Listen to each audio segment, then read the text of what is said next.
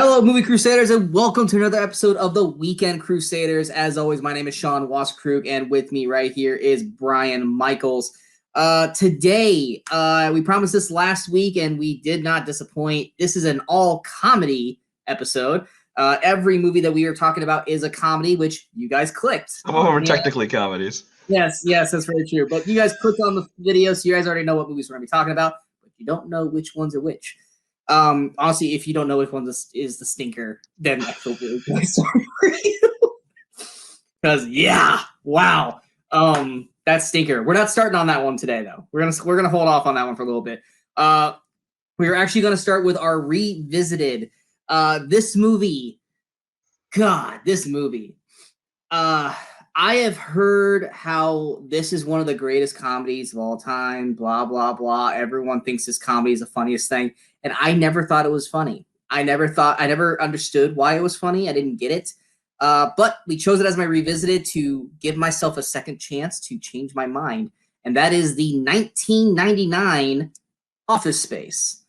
Office Space came out on February 19th, 1999, had a budget of $10 million, had a weekend opening of $4.2 million, which was number 8 behind Payback in its third week, Message in a Bottle in its second week, once again, My Favorite Martian in its second week, October Sky in its first week, Blast from the Past in its second week, and Shakespeare in Love in its 11th week, and She's All That in its fourth week. A few movies we've already talked about in this thing, and had a finished box office of $10.8 million. Not a lot of money there. It did not make money. But like I said, everyone talks about how Office Space it's one of the funniest movies ever, and yada, yada, yada. I remember watching this. I didn't watch it when it came out. I watched it, I'd say probably about almost 10 years after it came out, because it's one of those movies where it's like, everyone's like, you haven't seen it? So you get that build up, like, oh, this has got to be the best thing ever. And then you watch it, and it's like, this isn't that great. And people got real mad that I told about it because I didn't think it was funny. But I'll hold off on my secondary thoughts on it now. Let's go to Brian. Brian, what are your thoughts on Office Space? I'm going to stop letting you introduce movies because you're going to skew everybody's opinions here. Office Space is deserving of all the praise it has ever gotten and more. Office Space came out in 1999, and this is perfect timing for me. Like, when this movie came out, I had kind of just started an office job, which I only worked in for like a year or so. But it nails every single thing to a T, and me and everybody I knew just thought it was the most hilarious thing, partially because we totally, we identified with everything they were talking about, but also just a comedy on its own. I mean, this is the first feature film from Mike Judge, if you don't count the animated of Beavis and Butthead. The comedy in it is great. The entire cast, from the tiniest supporting characters to the main leads, everybody nails their character. They're hilarious. The jokes are all funny. Don't listen to Sean. Jennifer Aniston. Jennifer Aniston looking as adorable as ever. And this is kind of right at the height of Friends' popularity. This is probably about Friends season 6 or 7-ish when she made this one. Well, it started in 94, so there been season 5, I guess. Yeah. But I mean, I actually had forgotten. I have not watched this movie in quite a while, and I had forgotten just how much I liked it. I was kind of a little hesitant to rewatch it because I'm like, man, what if it's not as funny as I remember it? But it was every bit as funny as it was. Now, obviously, I'm not hearing the jokes for the first time, so they maybe don't hit as hard, but everything was just as funny as the first time I watched it. And I'm glad I got to rewatch it today, or this week. All right, look, I said previous Sean didn't think it was funny. Granted, at the time I saw this movie, I did not work at an office. I did not have these experiences. So the humor didn't really hit with me. That was the same thing when the TV show The Office came out. Everyone's like, this is so funny, this is so great. And I didn't really get it, mainly because the first season's not that great. But after I worked at a couple jobs that were like this, The Office was hilarious. Like, I loved it. I loved the characters because I could start pinpointing that person reminds me of this guy I work with and this guy I work with. And that's why I love The Office. So working in an office a few times, I was able to see Office Space more with your eyes this time around.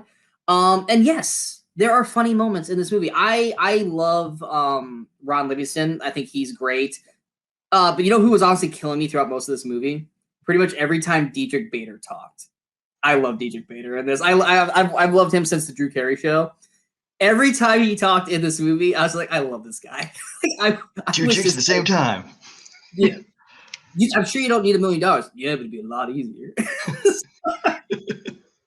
I love that character. The Michael Bolton joke, that made more sense this time around. Stephen Root's character. Stephen Root is in my opinion, the VIP of this movie. I love him. Yeah, he's like, and honestly, I think the reason why I didn't really get his jokes as much the first time around is that I didn't watch movies with subtitles back then, and this time around I actually hear what he was saying in this. But I mean, yeah, it's better than what I remember, but I think it kind of falls apart in the third act. I think when they do the thing that they're planning on doing, it stops being as funny. Pretty much everything after the printer attack, which everyone knows the printer attack scene. I feel like after the printer attack, the movie starts to kind of lose the magic until the very end. I like the very end of it. It was like that, like kind of in between there. It's just kind of, it's like, because you have to get to that journey in all these comedies, like Wedding Crashers. I guess, I mean, I can kind of say I still enjoyed it throughout, but I mean, by the time they get to the printer scene, they're pretty much kind of into, the movie's kind of winding down at that point, and so you 30 minutes left. What's that? So that's 20 or 30 minutes left at that point. Well, yeah, but you're definitely in the third act, and yeah. Because you're getting more into like plot stuff as opposed to where in the beginning it's like kind of setting up the whole office environment. That's where most of the jokes. That's where this kind of really shines, when it's just like, here's a day in the life of the office kind of thing.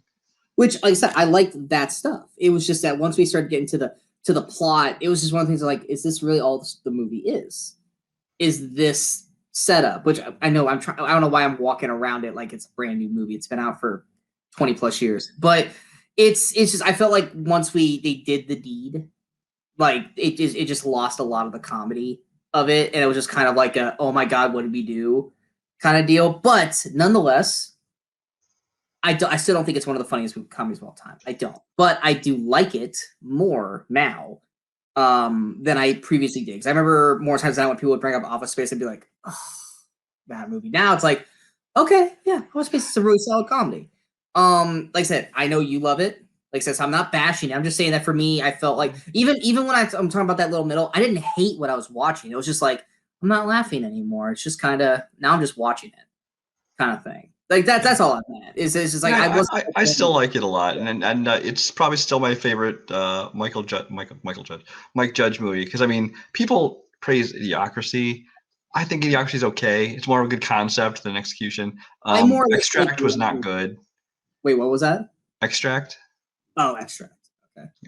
Yeah, I like lines of Idiocracy, but after a while, I kind of have to like stop it, because I'm just like, well, that's the thing about these. You talk about this like one of the funniest comedies. It, like you said earlier already, it made no money. It came and went completely unnoticed because it didn't have big stars in it. I mean, Jennifer Aniston was the biggest star. She's a side character. Was the face of it. She's a side character, yeah. But the main cast wasn't the stars. They weren't big stars. It didn't have a director people recognized, unless you happen to know him from Beavis and Butthead. Most people don't know the creator of Beavis and Butthead's name. And King of the Hill, right? And King of the Hill, yeah. He's done a bunch of stuff, yeah. But I mean, so this movie kind of came and went under the radar, but those who saw it really enjoyed it, and it became a huge hit on DVD and home video. Because I worked in a video store actually, and then it was one constant seller. Kind of got a following there. This is one of those movies that is the epitome of what we call a cult classic.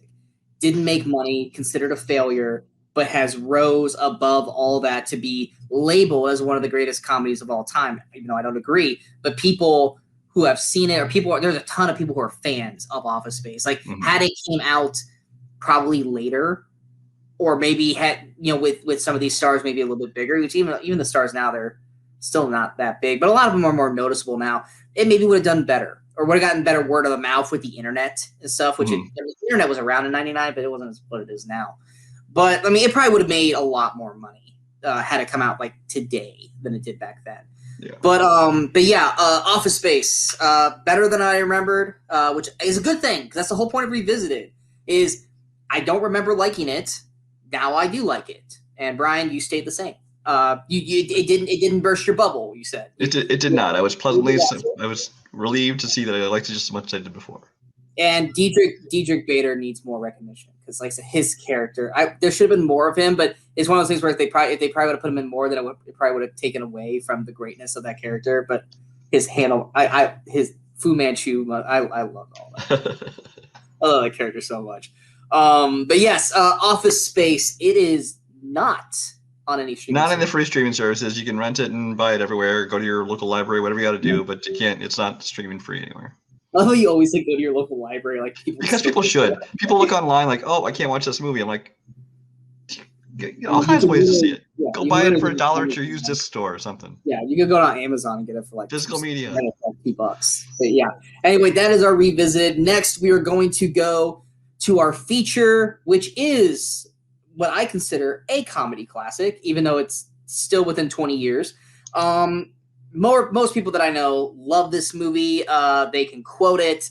I can quote this movie.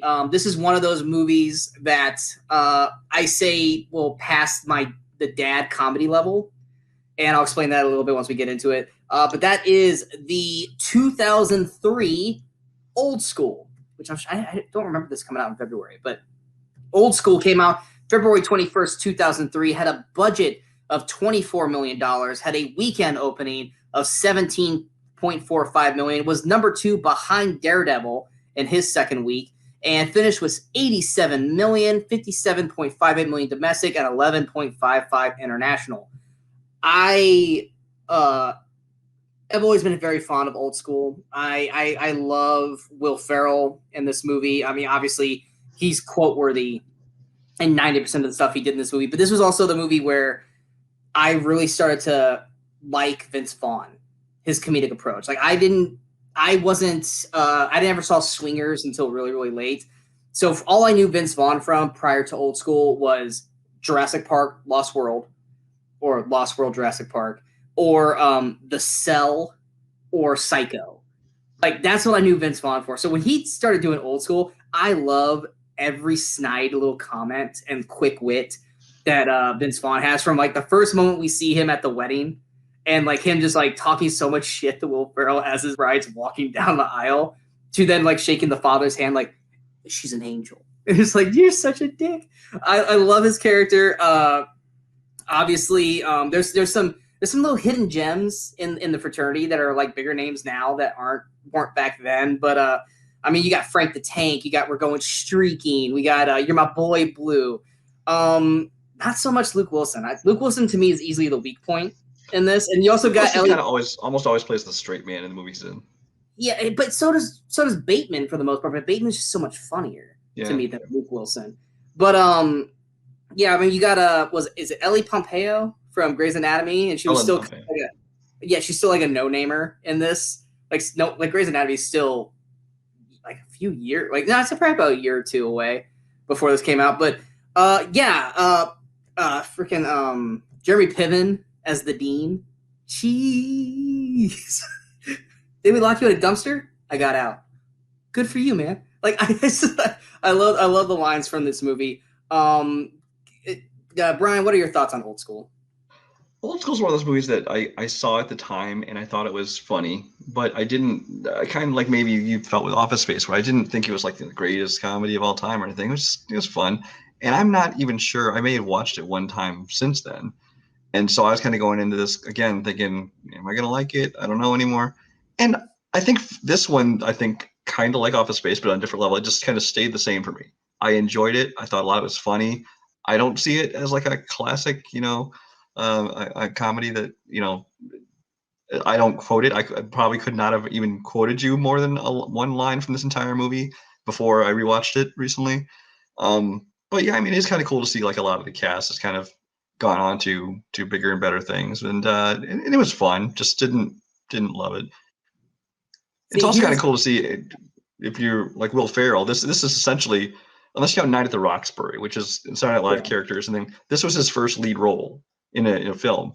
So it came out the same year as Elf, so he had obviously a good year this year. Yeah, and Anchorman was the year after. So this is, like I said, I effectively think that this launched Will Ferrell and Vince Vaughn. That's what this movie did effectively. Luke Wilson still did just Luke Wilson stuff. But yeah, like I said, those two carry this entire film. Now, like you were with Office Space, you were worried that it was going to burst your bubble and you weren't going to remember it or like it as much as you did watching it now. Sadly, that's what happened with me. I remember messaging you through this. I'm like, I'm not laughing as much as I used to laugh watching Old School. Like, I still laugh at the big parts, and I still laugh at some of the snide comments Vince Vaughn had, but I didn't enjoy it as much as I remember. I remember this movie so fondly in a very positive way, but when I was watching it this past week, it didn't match my excitement for it. Does that make sense? Yeah. Like, constantly talking about how much you love a movie, quoting all this stuff, but then you watch it, you're just like, it just wasn't there for me. But I still love the movie. I'll still always be a fan of the Old School film, but anyone who hasn't seen Old School, first off, I'd be shocked because mostly everyone's seen Old School, just like mostly everyone's seen Office Space. Old School also not on a streaming service. We really suck at this week. Well, if we only pick the ones that would be all free streaming, we'd have a lot less interesting movies. Just saying. That is very, very true. We'd be talking about movies we probably don't want to talk about. Don't forget, this one is from Academy Award winning writer and Academy Award nominated director Todd Phillips. With his famous line, "I'm here for the gangbang." I remember, I literally... They should play that in his Oscar clips from now on. I shit you not. When they announced that Todd Phillips was going to direct Joker, I was like, the gangbang guy is going to direct Joker? It's like I thought that was your nickname. Oh, wait, no, sorry. No, that's other people that we know. Anyway, like I said, Old School, it's not on any streaming services, but you can find it anywhere. Like, it's easily rentable, and let's face it, probably most of you guys have seen it. So if you just want a nostalgia trip back to 2003. And I'm sure it pops up on cable networks all the time. So for those of you who still watch those things. It's edited like crazy. Yeah. I mean, you think you can get through Old School on like TBS or TNT without it being cut up? Sometimes I'm actually more entertained watching movies they're censored for TV because it's hilarious. You're not wrong, but there's no way you're going to be able to enjoy the KY Jelly fight on TBS or TNT. You know, maybe on HBO, but definitely not on TBS or TNT. Next, we're going to the stinker. Now, Brian, I asked you after this movie, is this better or worse than 50 Shades of Black? And you said, oh no, that's a hard decision. And I'm going to ask you now, before I announce this movie, is it better than 50 Shades of Black? I think I just called it 50 Shades of Grey. I'm sorry. I meant 50 Shades of Black.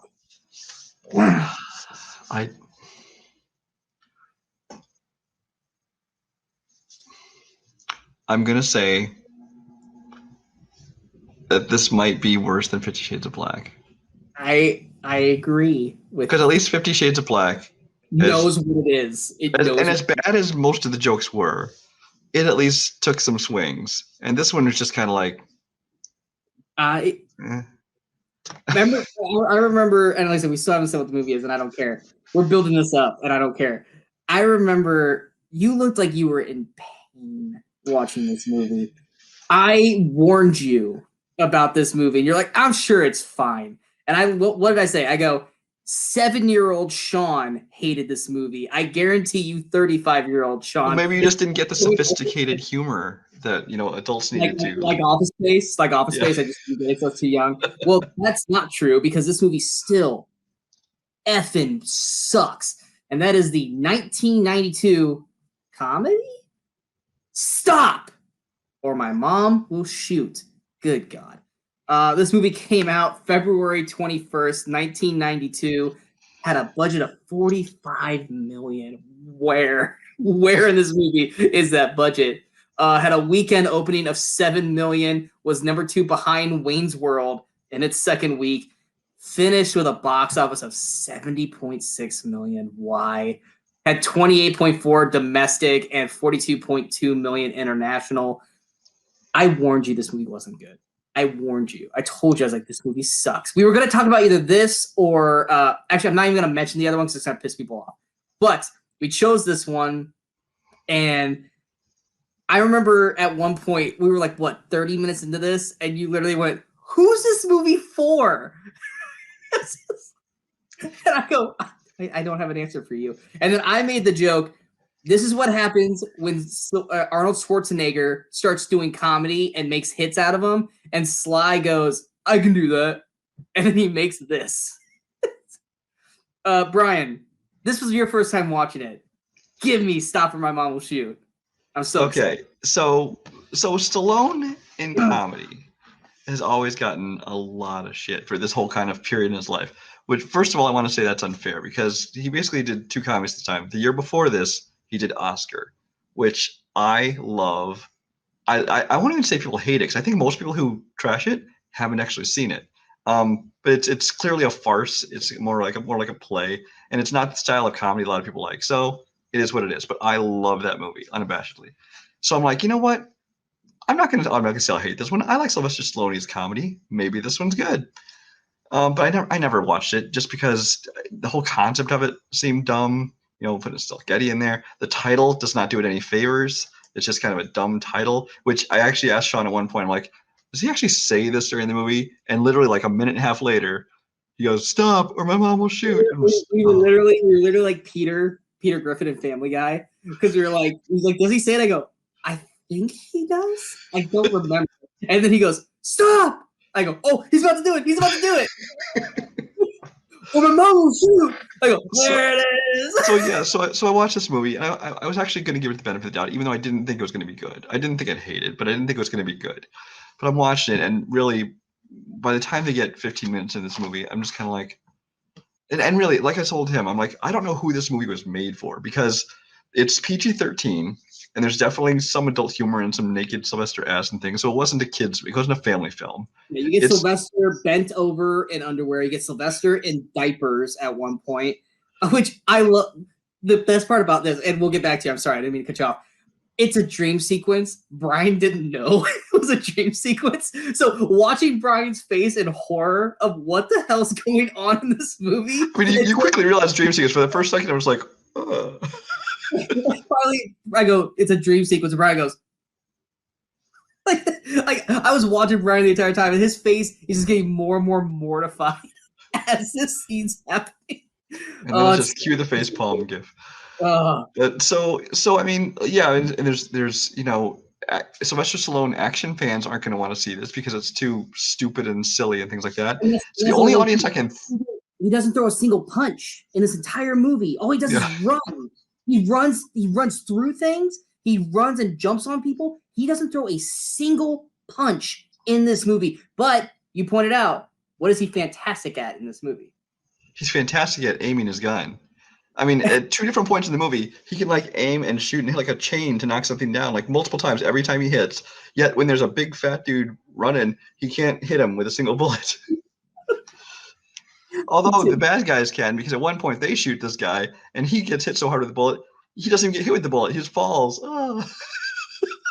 He falls like he just fell over. Wave.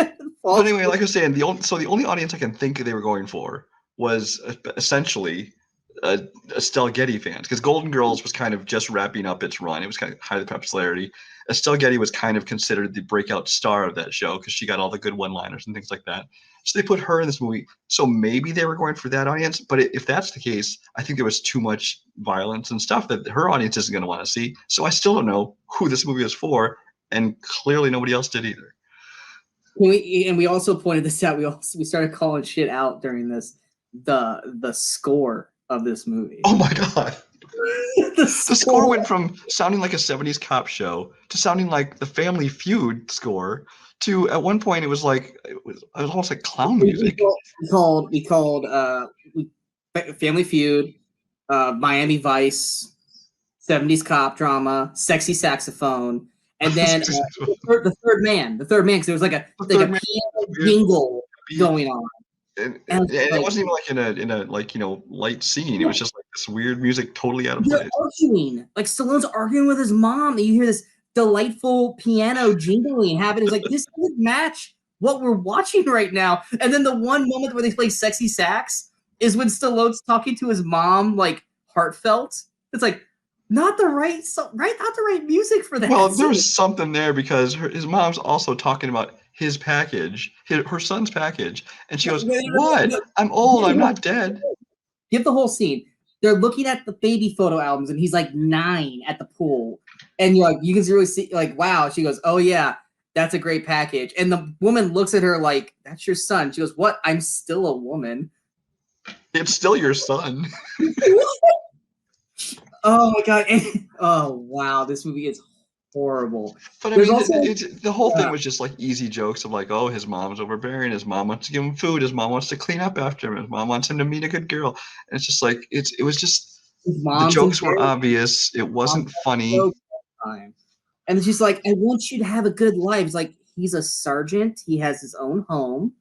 Like, his life's not bad. Like, it's, oh my god. And he keeps saying how, he's worried about his mom, yet he keeps bringing her along as he goes to, like, trying to abduct the suspects and things like that. And I'm like, what? I remember the first time I could tell you could really, I started to see Brian officially start to give up on this movie, is that there's a jumper, and there's already a ton of cops there, and Stallone shows up and just like, I'm taking command. And it's like, this is not your jurisdiction. This is not your job. He's like a homicide detective, and he just walks up, I'm taking over this jumper. Yeah, and then he goes up and just like, I'm taking over. And the cops are like, okay. And then they let his mom take the freaking bullhorn. It's like, any police officer would have been like, man, get behind the line. But they just let her, I get it. It's, Sean, it's 1992, it's a comedy. But no, it's not. It's so bad. It's so bad. It is. And that's not even getting into his relationship with his boss, which would be completely inappropriate in the workplace. And they always are yelling about the relationship in front of everybody, but apparently there's no such thing as HR. And then not to mention that the police station, I pointed this out, and you tried to defend it. The police station literally looks like Office Space. Like, I think most police stations look more like offices than the Hollywoodized version of a police station.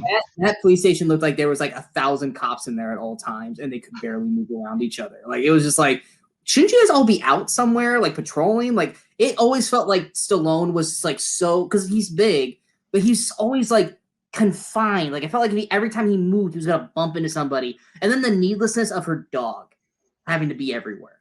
That poor dog. Like, he's getting thrown around by Stallone every time Stallone's talking with his hands because he's trying to make it funny, and his dog just flung around the whole time. Anyway, stop or my mom will shoot. It's not good. It's not funny. Not good. And this was coming this end of a string. I mean, because he had done like, the first couple Rambos and Tango and Cash and some other stuff. Then he did Rocky V, followed by Oscar, which, like I said, I like, but was not a box office hit. Followed by Stop My Mom Will Shoot. I'm surprised his career survived. He's lucky the next year he had both Cliffhanger and Demolition Man to kind of revitalize it. And that's what I told Brian. It's like, I swear, if this is the movie that we had to get Cliffhanger and Demolition Man, then I'll accept it. But like I said, I guarantee you, he saw Schwarzenegger doing Kindergarten Cop and Junior and Twins and goes, well, I got the action, he's got the action, but he's got the comedy, and I don't have the comedy. So I got to do some comedy, and just decided, I'll do one with a mother. And it's just, that's a horrible Stallone. I don't care. Yeah, he had kids. I'll do the mom. I'll do the old lady. Exactly. It's like, oh my god, it is so bad. And if you guys think that we've sold this to you to want to watch it, we already gave you all the jokes. It really is, and like I was saying earlier, it's like the only reason I give 50 Shades of Black an edge over this one is because at least that one took some swings at those. This one was just kind of like there. It's mostly just boring. And that's it's like 50 Shades of Black is horrible acting, like The Roommate and stuff like that. But once again, they know the movie they're in. It's a spoof movie. They're going over the top stupid with stuff. So they know what they're doing. This movie's so bad, it's making his compliment 50 Shades of Black. My God, yes, we are. But it's one of those things where it's like, no one's really doing a bad performance in this. It's just, it's so bland and dumb. And even Sylvester Stallone has gone on record as saying this is one of the worst movies ever made. So he just looks miserable through this whole movie. He really does. But if you're like me and you never checked it out, you're like, you know what? Maybe I'm going to give it a chance and see if it's really as bad as they say. Don't even bother. Slap yourself in the face, look in the mirror, and go, I deserve better than this. And then watch something that's actually good. And again, you would have to pay to rent it somewhere, so you can't even use the excuse that you watch for free. It is not on any streaming service for free, unless you're... You already can get it. Your local library. Yeah. I went to the library and rented it. It is available in UK Netflix. So if you live in the UK and have Netflix, you can watch it there. Don't go overseas to watch this movie, please. Go to your local library. Because apparently It's there. Going to the next movie, it is my pick. And I remember last week I told Brian that my comedy, I had the ringtone from a song in this movie for 3 years. He didn't know what it was. 3 years? 3 years. I love this song. And my movie, which I'll tell you this, the first time I saw this movie, I hated it. You what? I hated this movie the first time I saw it. I remember I was working at the movie theater, and I had to screen 2 movies. Which people who don't know what screening is, that means that you build the movie, like you put the film together, and then you have to play it so you can make sure everything was put together properly. You got to take notes. And I remember I had to watch, I think it was Born Supremacy, I think. And then immediately after that, I had to watch Euro Trip. And so naturally, my mindset was not, well, yeah, it's Euro Trip, guys. Sorry, 2004's Euro Trip. But yes, it's I had to go from Born Supremacy to this, and I was like, this movie is awesome. Would you recommend that double feature? No, I would never recommend that double feature. That's a horrible mixed match of 2 separate films. But 6 months later or so, I watched this, and I loved this film. So yes, we are talking about 2004's Euro Trip. Came out February 20th, 2004. Had a budget of $25 million. Had a weekend opening of $6.7 million. Was number 5 behind 51st Dates in its second week. Confessions of a Teenage Drama Queen in its first week. Miracle in its third week, and Welcome to Mooseport also in its first week, and had a I know I felt bad just writing that one down.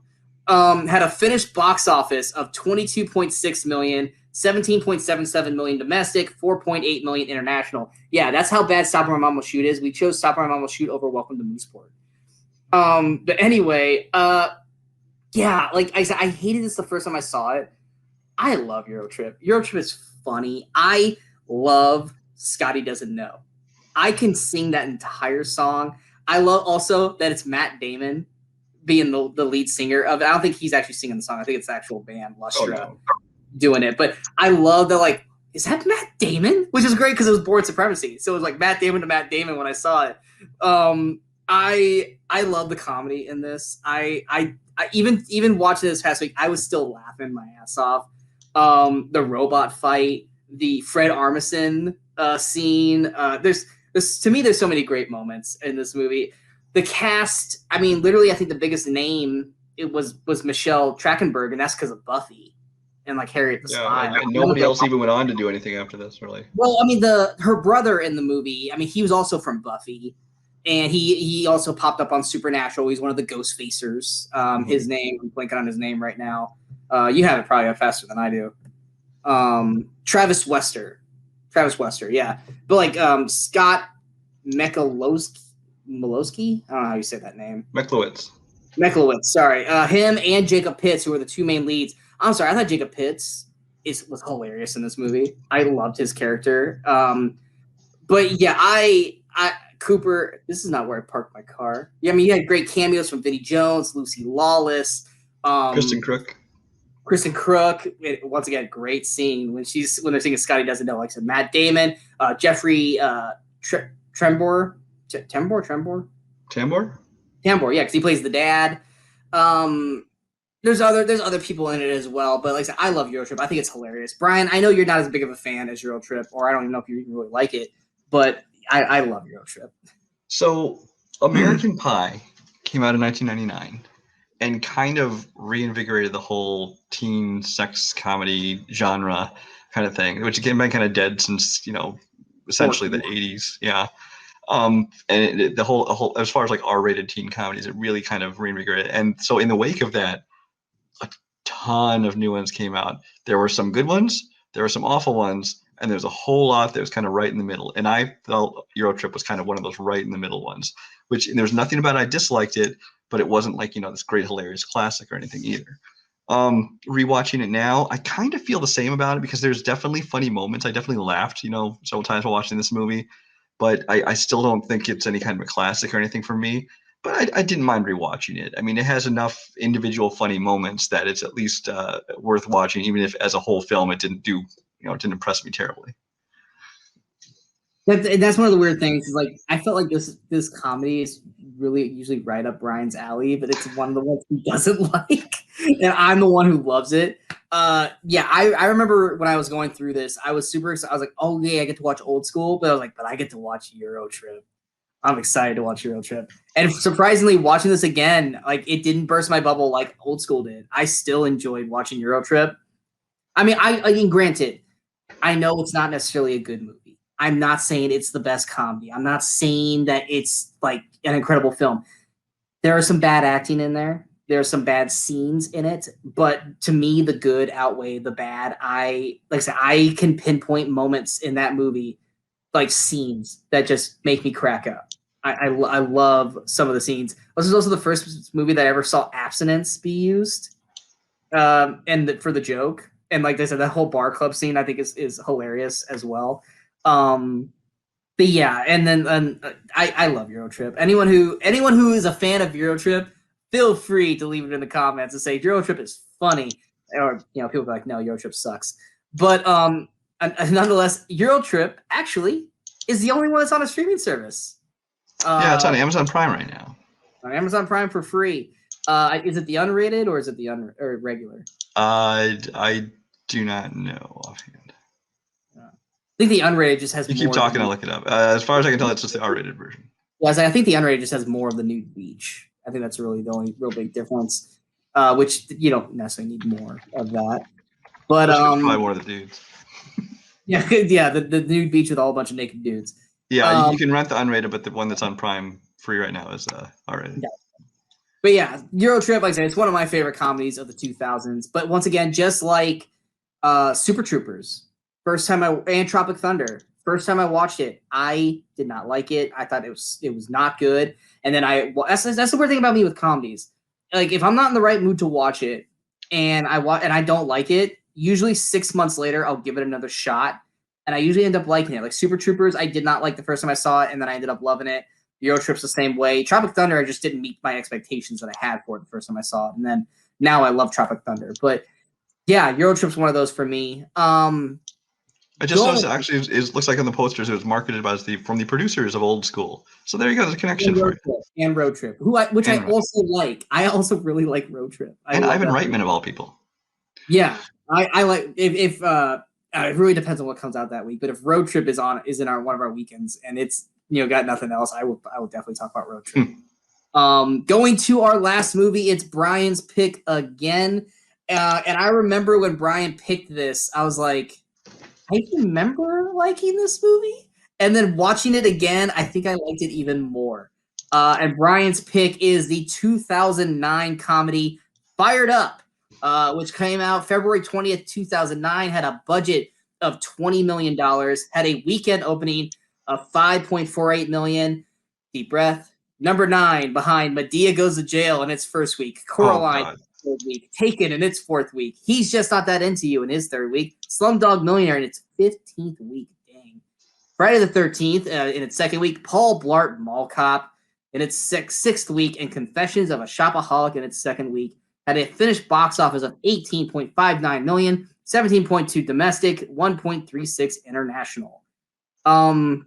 Brian, it's your movie. Take it away. Fire it up. All right. So, I mean, if you were to ask anybody what is the greatest cheerleading movie of all time, most of them would wrongly tell you Bring It On. Bring It On, funny movie. I enjoy Bring It On quite a bit. But this movie is so much funnier than that. And I'm not surprised it didn't do well at the box office because it doesn't have any real stars in it, at least not in lead roles. I mean, the two guys that were in it were like one guy, Nicholas D'Agosto, his biggest role has been like one of the Final Destination movies, and Eric Christian Olsen, who you might know. I think he's been on one of those TV procedural shows. I'm gonna defend Eric Christian Olsen, but keep going. Oh, I love Eric Christian Olsen. I mean, he's been in everything from, and like he did Dumb and Dumber, that prequel, which was not good, but he did a phenomenal Jim Carrey impression of that movie. I was going to defend him. He did a spot on Jim Carrey performance. He did the movie wasn't good, but his his impersonation of Jim Carrey was perfect. He was also in Cellular. He was one of the funniest parts of Cellular, and pretty much any movie he's in, I find him to be one of the most entertaining parts of this movie. Community. He was in Community. And like I said, NCIS LA is what. But yeah, there's essentially no real stars in this movie, so I'm not surprised it didn't do well. But I mean, if you watch this movie, it's like the comedy stylings of it to me are so funny. It's like it feels like an R-rated movie, but it's not. I'm actually quite surprised. It was only PG-13. I actually looked it up to see. Well, no, you're right. There is no nudity. Every time they're about to show, you see some butt during the strips, and there's an unrated version where you do see a little bit of nudity during a ski scene, but that's not in the theatrical cut of the movie. Yeah. But I mean, it's the director Will Gluck, I actually he did Easy A, which is a great, I think, to like a teen comedy, one of the best since like the John Hughes days. And he also did Friends with Benefits, which I think is underrated because I think people lump it in with No Strings Attached, which Friends with Benefits is the much better movie. But Fire It Up, I mean, I don't think we even talked about the plot of the movie. Basically, there's these two football players, like the most popular, the jocks of their school, and they're kind of getting sick of it because their football team kind of sucks though. And they're going to be going to football camp in the summer. But then they find out, wait, there's this cheerleading camp, and they find out it's going to be this camp full of just like hundreds and hundreds of women, hardly any guys there. To two men, at least they only think they're the only men. Yeah, much less straight men. So we're going to go there, and we're just going to hook up with chicks through the entire summer. It's going to be great. And so basically, they end up there, making their way through all the women in the camp. Of course, as things would happen in this kind of movie, they decide they really do care about the team. Blah blah blah. Who cares? But I mean, it's actually I thought very good, and most of it is because of these two guys. I think that these two guys have such great chemistry working together, as well as their individual jokes, and especially Eric Christian Olsen. He is just the star of this movie. I will fight many people on this argument. I even you probably will go, really, but I will argue this. I think if he was, because he's Eric Christian Olsen is a little weird looking. If he was a little bit better looking, I think if Ryan Reynolds had gone down a different path, Eric Christian Olsen would have been the perfect Deadpool. I can see it. I can totally see it. His delivery, his comedy, and his kind of quick-wittedness, I think he would have been a perfect Deadpool if Ryan Reynolds had never wanted to touch Deadpool. I'm not saying he should be over Ryan Reynolds. Ryan Reynolds is the perfect Deadpool, but I'm saying if Ryan Reynolds, in a different world, if Ryan Reynolds had never wanted to be Deadpool, Eric Christian Olsen would have been the perfect Deadpool. I agree. Eric Christian Olsen and Nicholas DeGosto? They are perfect chemistry together. Like, you believe their friendship. You believe that they've been friends for, I think, since they were kids in the movie. Their sly cleverness, because like usually when you see these movies, like it's like they think they're clever and they think they're sly and they're really not. These guys are smooth as silk. Like they have plans. They get away with everything. And also, I want to point out, even though he's not good in this movie, I really like this actor, and that is David Walton, who plays Dr. Rick. I actually really like that actor. Oh, I love him. About a Boy TV show. Like, yeah, well, if you've never seen, there's a TV show that only lasted like a season. It might have been only half a season, called Perfect Couples. We're about to do the thing where we both agree on something. The entire now I'm not going to remember all their names offhand, but you have seen everyone in this cast in many sitcoms and many TV shows and stuff. Olivia Munn's probably the most notable name in it, but there are many other ones in there. And that show, it's like, I think it's only 13 episodes, and it is worth every single episode of that show is better than most comedies that are on the air. David Walton was also on New Girl. And he's one of them, yeah. He's also on New Girl as well, for people who don't know who he is. I believe in Perfect Couples, he's married to the waitress from It's Always Sunny in Philadelphia. Yes, he is. Yeah, there is a waitress. So but definitely check out that show. Just a side recommendation right there, called Perfect Couples. It's funny. It's raunchy without being raunchy. Like, it's a clean raunchy because it's PG-13. And even outside of these two, the cheerleaders, they have their moments. They're funny. What's her name? Danielle Eccles. I think her character was hilarious through this whole movie because she's the lesbian who's doesn't know she's a lesbian, I guess, yet. And it's like, that's the whole joke. Like, she's clearly hitting on all the cheerleaders. And I think everyone knows she's a lesbian, but she hasn't accepted it yet. Like, I like her character. To me, probably the biggest name in the movie is probably John Michael Higgins as Coach Key. At the time, no, but now people I know him from like Pitch Perfect movies and stuff. I enjoy the heck out of him in this. The scene where he catches them, they have to do the nude cheer. And he's like, "You're doing it wrong again. 1, 2, 3." This movie's funny. This movie's great. I like the two leads are great in this. The female cast, I think, is really good in this as well.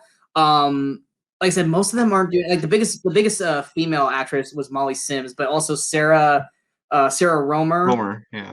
She was in Disturbia. Or was it? Yeah, it was Disturbia. Yeah, Disturbia. For some reason, I was thinking of Fright Night, but that was someone else. Imogen Poots? Yes. Yeah, that was Imogen Poots. But yeah, she was in Disturbia. I really like this cast. I think the comedy works really well. And like I said, you get to like I said, Brian said the part where you don't care about because they start to become part of the team. I actually like that stuff. And I liked it. I'm just saying it was predictable. You knew where the story was going, but I still enjoyed every single moment of it. I also like that they don't go the traditional route at the end of the movie with like the cheer, it doesn't go the traditional route with it, and even the route they go with is great. And I'm not gonna lie, even the little sister is funny. She's a little too much at certain points, but I still think her character's funny, especially at the end. Like I said, love the cast, love the comedy of this. Fired Up. I guarantee you a lot of people probably never seen this movie. Oh, hardly anyone I know has seen this. I think on my Letterboxd, there's like 5 or 6 friends who have seen it, and most of the ratings are high, except from people who usually have bad taste anyway. But really, if you like comedy, if you like these kind of, I mean, really everything from dialogue to physical comedy to all kinds of comedy, I think you'll enjoy this. It is just a ton of fun and worth checking out. Yeah, I think out of all the movies we talked about today, most people will not know this and won't know Stop or My Mom Will Shoot. Definitely. And between the two, which one would you recommend? I would watch. Let's put it this way: if I was being punished and I had to watch either Fired Up for 100 days straight with nothing else but this, or watch Stop or My Mom Will Shoot one time, I will watch Fired Up for 100 days straight. Which, by the way, is not punishment, because I'll tell you, halfway through this movie, actually 20 minutes in this movie, I texted him. I said, I think I need to become a male cheerleader. Because I'm sorry, but just on a pure, just primal level, the women in this movie are beautiful. Gorgeous. Beautiful. Gorgeous. It's like watching an episode of Fast Lane. Another show you should watch. Yes, it's not on any streaming services, which is sad. But this is one of those like $3 and rent it. Like, yeah, what was it? Was it last week? Oh yeah, Fools Rush In. We said go check it out. If you find Fired Up, it's an easy $3 rental. I think it's worth the $3. I had a lot of fun watching it. Brian obviously loves the movie, and when he picked it, I was like, I think I liked it, and then the whole time watching, I'm like, I totally would have taken this if. I mean, obviously, I don't know if I would have because of Euro Trip. Like, I still love Euro Trip, but I'm glad he picked it because I was so happy that I got to rewatch this again because I forgot all about this movie. But yes, that is our show. It's a quick episode today. We got through these quick because it's comedies. You can only talk about so much without just quoting the entire movies. Yeah, and I don't want to be those guys who can quote like movies to death. That's obnoxious. So yeah, I mean, I know I did that with Old School. I apologize. A couple lines is one thing, But yeah, but yes, that is our episode. I hope you guys enjoyed this. If you guys did, hit that like, share, and subscribe button to the channel, and always stay up to date with all the latest videos that pop up on the Movie Crusaders. And of course, don't forget to follow us on all the social media outlets you see below. Coming up next, let's see, we have a comedy. Only one in comedy. Well, one intentional comedy next week. Yeah, like I said, two that are dramedies. Yeah, we have one comedy that I think gets shit on because of its predecessor and really deserves a lot more respect than it really deserves. Or no, it deserves more respect. We have a feel-good sports movie. I don't know how to describe your movie because I've never seen it. It is a teen dramedy from kind of the golden age of the 80s. So not a John Hughes movie, but like a John Hughes movie? Well, it would be giving too much away, but it is basically a John Hughes movie. He did not direct it, but it's a John Hughes movie. Okay. We have, hands down, one of the worst video game movies ever. Which I have not seen. I'm looking forward to that this week. And I remember Brian was like, you wanted us to watch Gods of Egypt. And I was like, no, we are picking this movie. So if you guys want to know what we were deciding, we were deciding between this and Gods of Egypt. And I was like, no, we are watching this movie. And then I showed you a clip, and you go, oh no. I go, oh yes. And then this is his revenge on me for Stop My Mom Will Shoot. Let's be honest. Oh, it totally is. And then we got a horror thriller. It's horror. It's absolutely horror. I would say it's more thriller, but we got a horror thriller that I think is actually really well liked. I mean, we both like it. I mean, it's our feature. We both were like, we're totally doing this one with one of our favorite actors in it. Yes, with one of our favorite actors, and he has been talked about on the show. So if you guys want to replay back, see who are they talking about, give us some guesses, and we'll be back here next week, same time as always. My name is Sean Wasserkrug. That is Brian Michaels. And until next time, in case we don't see you, good morning, good afternoon, and good night, Movie Crusaders. You're still here? It's over. Go home.